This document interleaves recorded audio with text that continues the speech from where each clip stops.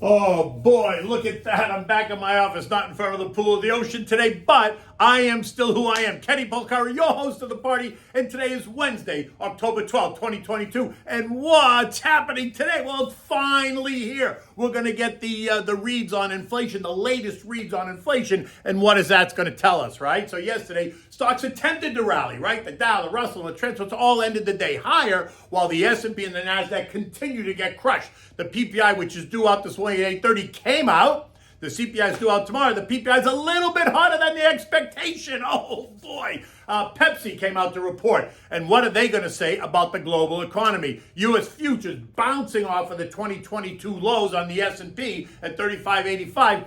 Will this be another dead cat bounce? Right? The Bank of England is insisting that the emergency bond buying program that they instituted last week will not extend beyond Friday. There's a question, though. And what do we have for dinner tonight? We're going to have the Dover Sole Meunier, which is delicious. Okay, so yesterday's stock started out the day weaker, ended the day mixed, right? The tension remains high as we wait for today's data, which includes the PPI, the Producer Price Index, the FOMC minutes, right? Federal Open Market Committee, earnings from Pepsi, which is not a Dow stock, but it is a big multinational name, and that's going to certainly give us some insight into what's going on around the world and the role that the strong dollar is going to play this earnings season, right? And overnight trading, Asian markets ended mixed. European markets opened lower, but have since turned up, while U.S. futures are higher ahead of all this data. But don't be lulled into this sense of security just yet, because remember, the markets have taken a beating over the last couple of weeks, right? Really over this whole year, but the last couple of weeks has been especially hard. Much of it in anticipation of what we're about to get this week, right? So you got to sit tight because the day has arrived, right? And like I said, think maybe this is just a dead cat bounce. Now, yesterday, stocks were attempting to move higher, and in fact were higher all day. But then at midday, the rally started to fade, right, as the clock ticked down after the Bank of England, Governor Andy Bailey, made it very clear, in fact, on the record, that the Bank of England, would stop the emergency bond buying program on Friday that they initiated a week and a half ago. Stocks began to weaken on that news, on the back of that headline. By the time the closing bell rang, though, the Dow ended the day up 36 points, but that was down from being higher before that announcement. The Russell added 1 point, the Transfers added 4. Hardly anything to celebrate, but anything positive is always going to be a welcome news. The S&P and the NASDAQ, though, were a different story. They both ended the day lower, many crediting the ongoing disaster in the semiconductor space, in addition to that Bank of England news, right? At the closing bell, the S&P had given back 24 points or 0.6%, and the NASDAQ choked, losing 116 points or just over 1%. There was no eco data to report yesterday per se, so the focus was all about what we were going to learn today and tomorrow and Friday. We're at a tenuous level, right? Sitting right on the edge. The S&P sitting directly on the new 2022 low at 35.88, suggesting that it could go either way. Investors and the markets are begging for relief. Anything they can point to that's going to contradict the current mood and the current psyche. And by the way, the futures are acting. It is expecting better news today, right? And futures are higher. I think it's just a bounce, but we'll talk about that. At 8:30 this morning, the government released the Producer Price Index. This is the report that details the cost of manufacturing the goods that are ultimately sold to consumers. The survey said that the PPI is going to rise by 2% month over month. In fact, it rose by 4%. Ex-food and energy, it was going to rise by 3% month over month. In fact, it rose by 4%, while year-over-year data suggests a rise of 8.4 on the top line, came in at 8.3, a little less than the expectation, which would be a bit lower. And the ex-food and energy came in at 7.4 versus the expectation of 7.3. Right, that's in line with last month. But let's be clear: if there's any decline, no matter how slight it might be, I would expect the market's going to rally. In fact, there's not a decline, right? So the market's kind of sitting here not doing anything. Because it's going to get a rally, because in the short term it might just be overdone, right? There's no doubt the economy's in trouble, but the move lower was dramatic, so maybe just a bit more dramatic than it needed to be. And so therefore, if it becomes weaker, then you might see a bounce. But the way futures are acting right now, it doesn't look like there's going to be much of a bounce because the PPI came in a little bit hotter month to month, and that's not benefit. That's not, that's not good. At about the same time, we're hearing from Pepsi, and the many are waiting patiently to hear what they have to say. How will they define the global economy? What has happened to margins? What role is a strong dollar going to play in their announcement? Recall that the dollar index is up 8% since July 1st. It's up 18% year to date. Remember that a stronger dollar causes foreign profits to appear weaker when converted back into dollars. Has Pepsi accounted for that in their estimates, or will we be surprised? My gut says that Pepsi management is not going to get caught with their pants down and that their guidance fully reflected the strength of the dollar. So the question is now, were the analysts who come up with the estimates, were they listening? Now, Pepsi's only down 5.5% in the year, right? Not bad considering the S&P's down 24% in the year. They pay a 2.8% dividend. They have pricing power. They run a tight ship. So I am not expecting Pepsi to disappoint at all. They hardly ever do. I expect that the report is going to help market psyche today. In fact, the stock closed yesterday at 162.59, and this morning, after their announcement, which was better than expected, the stock is actually quoted up at 167, 169, I believe, right? That's certainly better than being quoted at 159, 162, right? Kabish? One way or the other. So, although I'm not sure that the Pepsi earnings is going to be able to outweigh kind of the nervousness in the PPI, but let's see how the day goes. 2 p.m., we're going to get the latest FOMC minutes, and some are suggesting that that's going to give us some new hints into what the Fed is thinking, something I think is ridiculous. What else do we need to hear? Haven't we all heard enough? Haven't they been clear enough? If anyone thinks that the minutes today are suddenly going to suggest a change in the narrative, I think you better go back to the gym and work that one out because it's not happening. Think about it. How could they release minutes today that would be in direct contrast to what every single member of the Fed has been telling us in the last couple of weeks about the markets? Makes no sense at all. And if they do contradict the narrative, then we've got an even bigger problem to worry about, and that's called credibility. So in the end, I do not expect the minutes to reveal anything new. So anyone who's waiting for those minutes, I think, you're going to be waiting a long time. Now, today's PPI will be a prelude to tomorrow's CPI, right? The Consumer Price Index, which is expected to show a slight decline. But now after today's rise in PPI, maybe not. And that would not be a surprise even if it did. The market's expecting a decline, right? We've been talking about it for a month now. We've been talking about it so long that the market's exhausted, right?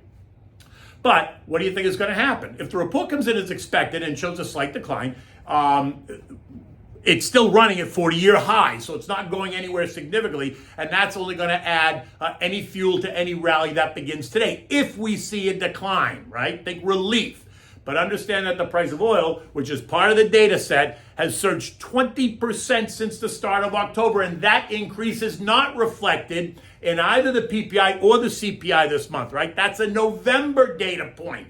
And my fear, which I've been expressing for months now, is that yes, we could see a slight decline in CPI before we see another push higher, just like what happened in the early 1980s. So tread lightly, which doesn't mean bail out, light your hair on fire. It just means use your head for something other than a hat rack.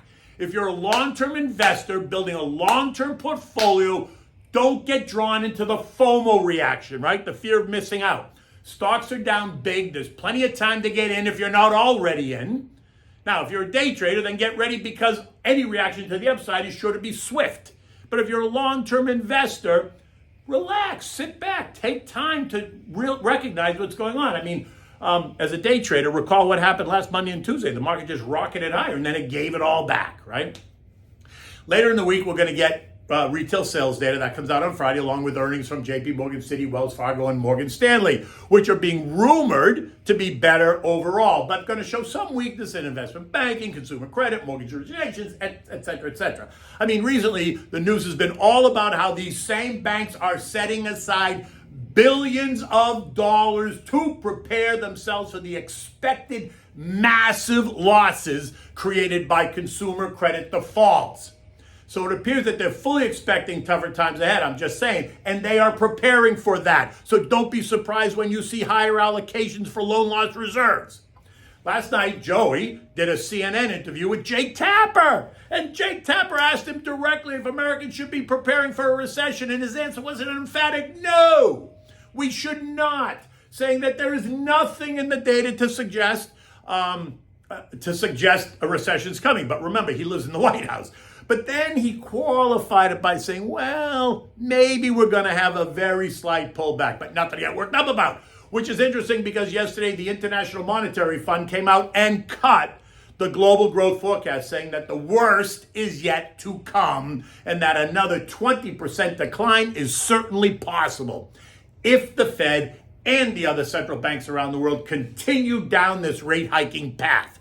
Now, that's encouraging, don't you think? In any event, it's going to be what it'll be what it'll be. But my gut says that it ain't over till the fat lady sings, and I don't hear her singing yet. Do you? Okay. As I said above, U.S. futures are significantly higher this morning, or they were. They are no longer higher. Dow futures at 7 o'clock when I was writing this were up 200 points. S&P were up 30. Nasdaq up 112, and the Russell's up 20. Now the Dow futures are only up 9 points. Everything is pulled right back in after that PPI report, right? And I ask, why were they up this morning? Nothing really has changed. In fact, now what's changed is we see a stronger PPI. I would argue that the IMF report only adds to the angst, but the algos didn't seem to be paying attention pre-market. They are now, though, right? They're now focusing on what they thought was going to be a pullback in PPI, but it is not a pullback in PPI, so now they're confused. They don't know what to do. And so add that plus the Fed hawkish commentary is all talking about demand destruction and putting pressure on rising prices. Okay, we're going to run with that. I'm running that the relief rally is nothing but that. If there's a rally at all, it's just a relief, but it's not going to last. I'm not buying into the bottom is in argument just yet, but that doesn't mean I'm not finding value amongst the ruins. I have to tell you, I'm beginning to like the semiconductor space, right? I think the 44% loss in the sector is now providing an opportunity for selective long-term investments. It's almost becoming a value play. I continue to like the energy space, even though it's up 45% year to date. Clearly, it has more room to run. Let's be honest. Fossil fuels are not going away in my lifetime. And while the transition is good, and I support it, it's not going to suddenly just go away. They're not going to be able to just say, okay, no more oil. California's out of their mind. It's not happening. And besides, names like Exxon, Mobil, and Chevron are not standing still, right? They're also building out renewable businesses. So why are you throwing Exxon, Mobil, and Chevron out? Why? Natural gas and coal are also places that have been and will continue to provide shelter in the storm. BTU's up 162% year to date. Comstock up 117%. Chesapeake up 53%. EOG up 43%, and likely going up. U.S. Treasury yields remain elevated, but will surely come in today if the market rallies. And that's okay, too, because they were a bit overdone as well on the upside. So a pullback in yields makes sense if we see stocks rally. If we don't, then yields will continue to go up. The curve, though, remains inverted for the 17th week. I told you that. So someone should tell Joey that a recession that he doesn't think is coming is already here. Right? But it's hard to see that from 1600 Pennsylvania Avenue, don't you think? Oil, which has also been on a tear for a couple of weeks, took a breather over the last couple of days, and that makes sense as well. This morning, West Texas Intermediate is trading right around the flat line at 89 and change, 89.40. But leaving it significantly within that 87, 70, 93, 10 trading range. Yesterday, rumor had it that Joey has appealed to the Saudis and OPEC Plus to delay their announced production cuts by 1 month. Now that's interesting. Our midterm elections are just a month away. I wonder if that's just a coincidence. I mean, what do you think? Either way, do not expect oil to collapse anytime soon. That is not happening, and that was made very clear by the prince. If you didn't see it, you can Google it, right? That whole fist bump thing, not working for me. And certainly not working for them. European stocks are open lower, but are all a bit higher now as the day gets started. The headline this morning that suggests the Bank of England is going to extend its emergency bond buying program past Friday, even after Governor Andy Bailey said, no way, not happening. That seems a little fishy to me. But let's see what happens on Friday, right? Because Friday is supposed to be the day that it ends. So we'll see. Maybe there's some more rumors today and tomorrow. Recall, they were also the ones to say that the volatility in the long-dated gilt market was posing a material risk to UK financial stability. So my sense is they're not going to let that that stability become instability. At 7 a.m., markets across the region, they were all higher by about 0.3%. Investors there are also anxiously awaiting our PPI and CPI data that's going to shed some light onto the state of our union. The S&P closed last night at 3588, down 24 points, testing the September 30th low of 3585. Futures action this morning was suggesting a decent bounce off that key level, but now have come back. In fact, the market's open and it's now negative, right? You have to pay attention to this key level, 35.85, just to be clear, right? A bounce would have given it some relief, but it's not going to change the psyche. And I'm betting it's not going to change the psyche yet. And if we pierce 35.85, my fear is that, this could be the start of kind of another push lower. Right, we're back at these levels that we haven't seen since October of 2020. This 35.85 level, and we're in a seasonally difficult time for the markets. Right, I expect the volatility to continue as we move into earnings. We're about to find out how companies have been preparing for 2023, what they think about their businesses and about the U.S. global economy, what they think about the stronger dollar, et cetera, et cetera. Remember, it's not all about the earnings because those are history. It's about the future guidance. So stay close, because that is going to continue to be, it's important every quarter. It's going to continue to be even more important this quarter. Okay, so something still feels a bit fishy to me. So how about this? I'm serving up the Dover Sole Meunière today, right? It's easy to make. It's a really great dish. Might be a little expensive. Dover Sole suddenly has gone through the roof. But it is what it is, right? It's a flaky white fish. It's really good, and this Dover Sole Meunière recipe is simple to make, and it presents beautifully on the plate. So for this, you need the Dover Sole. Now, if you can't get Dover Sole, use lemon sole. You need flour, salt, and pepper. You need butter and oil. You need lemon, parsley, and capers, right? And you can add a splash of white wine if you want, but you don't have to. That's always an option. It's always an option to add a splash of white wine. I mean, come on, who's kidding who? You want to rinse and pat the fillets dry, right? So rinse them under water, just pat them dry with a paper towel. Combine the flour with salt and pepper, right? So it's seasoned, and then dredge the fillets in the salt and pepper and then set them aside. In a big skillet over medium heat, melt the butter and add a splash of olive oil to prevent the butter from burning. As soon as the butter stops foaming, put the fillets in the pan, being sure not to overcrowd the pan, right? Maybe 3 fillets at a time. It depends on how big your fillets are and how big the pan is. Cook for 2 to 3 minutes, then flip them over and cook for an additional 2 to 3 minutes, depending on the thickness, but that should be about right. You only want to turn it once during the cooking. Don't turn it and then turn it and turn it and turn it again. Don't do that. Cook it once, flip it, turn it over, and then take it out. Place the fillet on a warm platter, and then melt a bit more butter in that skillet. Turn off the heat now once the butter melts so that you don't burn it. You want to squeeze some fresh lemon juice into the butter. If you wanted to add a splash of white wine, here's where you would do it. If not, you don't have to do it. Then you want to add the capers. Stir it up, let it kind of blend well. And now when completed, you want to take the sauce. When you think it's done, you want to take the sauce and pour it over the fillets, sprinkle it with fresh parsley on top, and serve it immediately, right? You want to serve this dish with, guess what? French cut green beans. It's a French dish, so use French cut green beans. Blanch them first in salted water and then shock them in a cold bath and then quickly saute them in a bit of butter and some salt and pepper and serve them. It's easy, it's quick, it's good for you. You can always also add a large mixed green salad. You can do that with anything at any time. I love that, so it's always good.